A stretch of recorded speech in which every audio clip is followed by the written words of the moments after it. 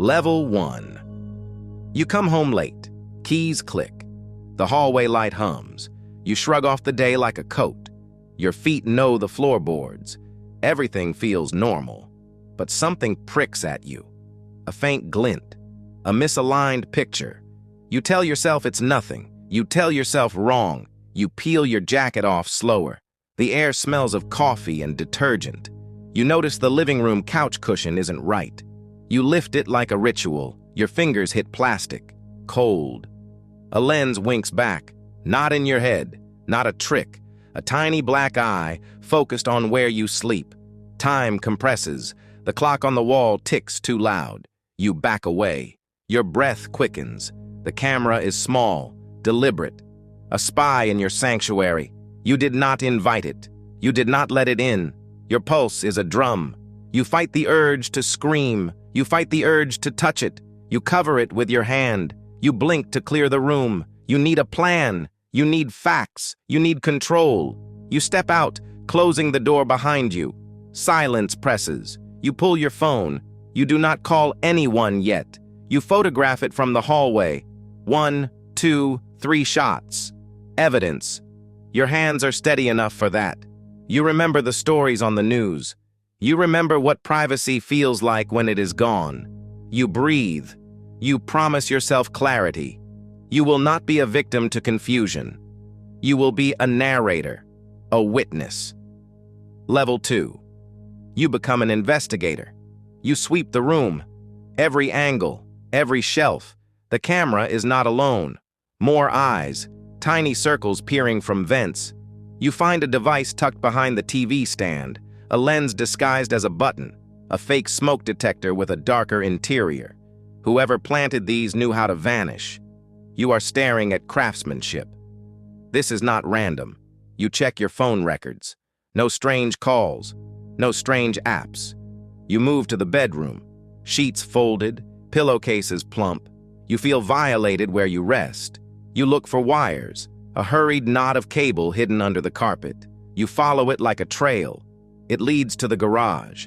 Your heart punches your ribs. A black box hums in the corner. A small recorder, red light faint. It's still recording. You reach for a glove. Your fingers wear invisible armor. You disconnect it. The hum dies. Silence again. You bag the devices. You label them with shaky handwriting. You photograph serial numbers. You speak out loud to steady yourself. Who did this? Why this house? Why you? You replay the last 3 months in your head. Delivery people, contractors, a neighbor's cat that knocked on the door. Suspects bloom and fade like smoke. You need something harder than suspicion. You need a motive, a trail. Level 3. You call someone you trust. Not the police, not yet. You call a friend with a steady voice. You explain in clipped sentences. They come over in 10 minutes. You explain again. They look at the devices like a detective in a film. Their calm helps. You don't feel the world tipping as much. You decide to document everything. A notebook becomes a weapon. You write timestamps. You sketch the layout of the cables. You describe odors, noises, the position of each device. You search app stores for camera identifiers. You trace MAC addresses. You dig through router logs. Your router has a list of clients, unknown names, strange IPs. You screenshot the list. Your hands don't shake now. Anger is a steadier fuel than fear. You extract a pattern. One client is always present between 2 and 4 a.m. You freeze. Those are your sleep hours. You map the MAC to a vendor, a small company with overseas servers. You make a call to cyber help. You need someone with legal knowledge. You will not destroy evidence. You will not touch anything else. You listen. They tell you to preserve the chain. Do not power down the recorder until they say so. Do not move the camera from its original position. You breathe again. You obey. This is not just about fear now. This is about righting a wrong. Level 4. Police come later. They wear badges and slow voices. They move like tides, careful. You hand them the photos, the bagged devices, your notebook. They lift the camera with gloved hands. Their flashlights inspect the lens. They ask questions you have already answered. They ask them again, formal and steady. You tell them about the MAC address, the constant client, the recorder. They nod. They open a laptop. They promise to run the serials. You watch them work as if watching a play in which you have a small part. Outside, your neighbor watches from their porch. They shake their head. You realize how visible you are. Your home is suddenly a stage. A detective kneels. They ask the hardest question: who wanted to watch you? You stare at the ceiling. You list the lives intersecting with yours. Ex-lovers, contractors, the courier with the quick smile. The officer writes them down. They tell you you'll be contacted. Evidence may not lead anywhere, they warn. Forensics is a slow and grueling machine. You nod. You feel small in the face of systems, but the camera is out of the house. That's a start. You are not alone. Level 5 days pass in uneven beats. You sleep poorly. You transform your home into a fortress. Cameras that watch you now watch for intruders.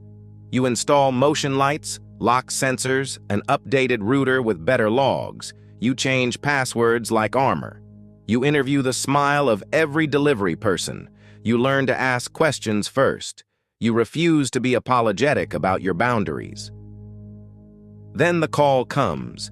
A detective with an overseas accent says they found a lead. The recorder files match footage uploaded to a storage server. They tracked an upload timestamp. It coincides with a rental account created from a nearby cafe. You drive there with the officer. Cameras on the street blink uninterested. In the cafe's restroom, a man stands at a sink, smoothing his hair, unaware. He was flagged by a credit card slip. You watch from the doorway. Your heart is a held animal. The officer approaches. You keep your distance. The man looks shocked when his name is spoken. He stammers, then laughs nervously. You feel vindication and revulsion in equal measure. He claims a stranger sold him the devices. He points fingers you can't trust. You want a simpler story. But truth rarely is. Evidence will be triangular, messy. You allow the process to hunch forward. You answer questions, sign statements. You repeat your story until it is sewn into official records. Level 6 weeks fold into a new normal. Sometimes you go too far with security. You catch yourself checking vents twice. You explain to friends that you are safer now, even if you are more alert. The case slows. The man is charged with possession. The server host is subpoenaed. Some footage is recovered. A small blow, but a blow nonetheless. You watch the frames. Your image is grainy, framed from angles you now know intimately. The footage is short. You feel exposed again, briefly. Then that feeling eases. You are more than a frame. You are a life with textures, with friends, with laughter that a camera could never capture fully. You testify. You share your scars in court with a voice steady as concrete. Your words land like stones. They make ripples. You watch the man in the dock. He is smaller than you imagined.